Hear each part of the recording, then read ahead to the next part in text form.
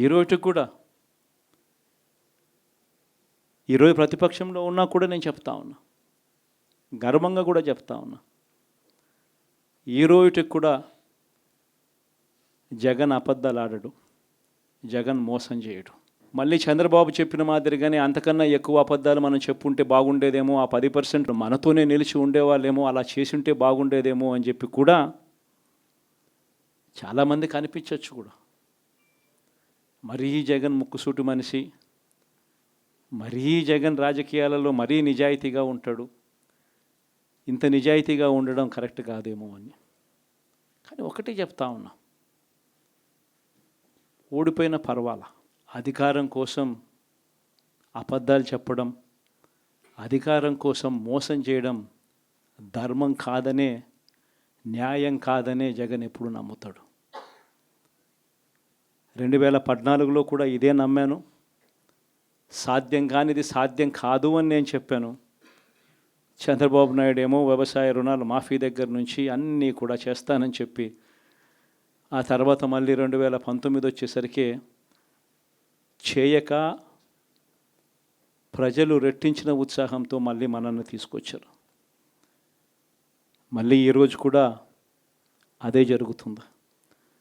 2029 వచ్చే నాటికి వచ్చేసరికి చంద్రబాబు నాయుడు చెయ్యని హామీలను, మోసం చేసిన పరిస్థితులను ప్రజలు ఏ స్థాయిలో గుర్తుపెట్టుకొని మళ్ళీ మనల్ని ఆశీర్వదిస్తారు అని అంటే, చంద్రబాబు నాయుడుకు సింగిల్ డిజిట్లలోనే నెంబర్స్ వచ్చే పరిస్థితి కూడా ఆ రోజు కూడా దూరంగా లేదు.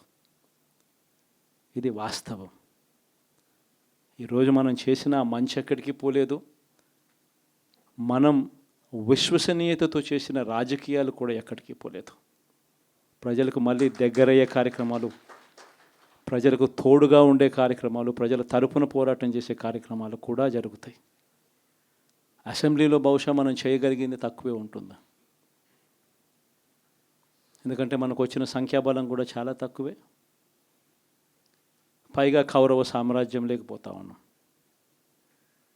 ఏకంగా స్పీకర్ పదవికి తీసుకోబోయే వ్యక్తి ఎంత సిగ్గు లేకుండా సోషల్ మీడియాలో వైరల్ అవుతా ఉంది. వాళ్ళు మాట్లాడుతూ ఉన్న మాటలు. ఒకడంటాడు జగన్ ఓడిపోయాడు, ఇంకా చనిపోలేదు అని ఒకడు అంటాడు. ఇంకా చావలేదు అని ఒకడు అంటాడు. ఇంకొకడు అంటాడు చచ్చేదాకా కొట్టాలి అని ఇంకొకడు అంటాడు. నిజంగా ఇలాంటి కౌరవ సామ్రాజ్యంలోకి మనం పోతా ఉన్నాం. ఆ వ్యక్తి ఇప్పుడు స్పీకర్ కాబోతున్నాడట. ఇలాంటి పరిస్థితుల మధ్య ఆ కౌరవ సామ్రాజ్యంలో అసెంబ్లీలో ఏదో మనం చేయగలుగుతామని చెప్పి నాకైతే నమ్మకం లేదు. కానీ పాపాలు పండే కొద్దీ ప్రజలతో కలిసి ప్రజల మధ్య నిలబడి పోరాటం చేసే కార్యక్రమాలు అయితే రాబోయే రోజుల్లో ముమ్మరంగా స్పీడ్ అందుకుంటాయి. అదే జగన్ పరిపాలనలో కులం చూడలేదు, మతం చూడలేదు, ప్రాంతం చూడలేదు, చివరికి ఏ పార్టీకి ఓటు వేశారని కూడా చూడలేదు. ప్రతి పథకాన్ని డోర్ డెలివరీ చేయించాడు జగన్, మన వైఎస్ఆర్ కాంగ్రెస్ పార్టీ. కానీ ఈరోజు కేవలం వాళ్ళ పార్టీకి ఓటు వేయలేదు అన్న ఒకే ఒక కారణంతో ఏకంగా మనుషులను కొడతా ఉన్నారంటే, ఆస్తులను ధ్వంసం చేస్తూ ఉన్నారు అని అంటే, ఓటు వేయని వారిని అవమానిస్తూ ఉన్నారు అని అంటే, నిజంగా ప్రతి గ్రామంలోనూ ఇంత అన్యాయంగా వ్యవహరిస్తున్నారు అని అంటే, శిశుపాలని పాపాలు పండడం చాలా వేగంగా పడతా ఉన్నాయి. పాపాలు పడ్డే కార్యక్రమాలు ఎప్పుడు చూడలే. మన పరిపాలనలో, మీ జగన్ పరిపాలనలో ఏకంగా మేనిఫెస్టో అన్నది ప్రతి గవర్నమెంట్ అధికారి ఆఫీస్లో కనిపించేది.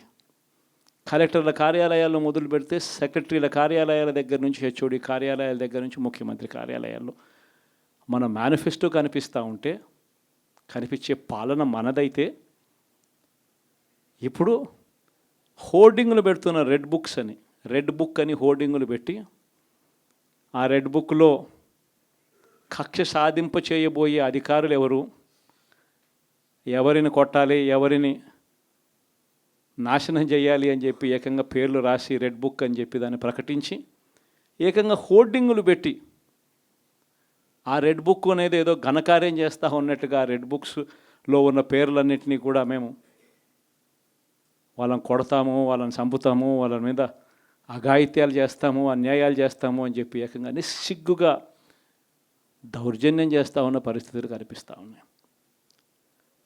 శిశుపాలుని పాపాలు వేగంగా పడుతూ ఉన్నాయి. మొట్టమొదటిసారిగా కేంద్రంలో కేవలం 272 స్థానాలకు 273 స్థానాలకు గాను మెజారిటీ రావాలనంటే 240 స్థానాలకి వచ్చి ఆగిపోయింది బీజేపీ. 240 స్థానాలకి ఆగిపోయిన పరిస్థితులు మొట్టమొదటిసారిగా కేంద్రంలో ఉన్న పార్టీకి పూర్తి మెజారిటీ లేదు. 240 స్థానాలకి ఆగిపోయిన పరిస్థితులు. మరో పక్క చంద్రబాబు నాయుడు గారికి 16 స్థానాలు అంటాడు. ఎన్డీఏలో తానే చక్రం తిప్పుతా అన్నట్టుగా మోడీ పక్కనే కూర్చొని కనిపిస్తాడు.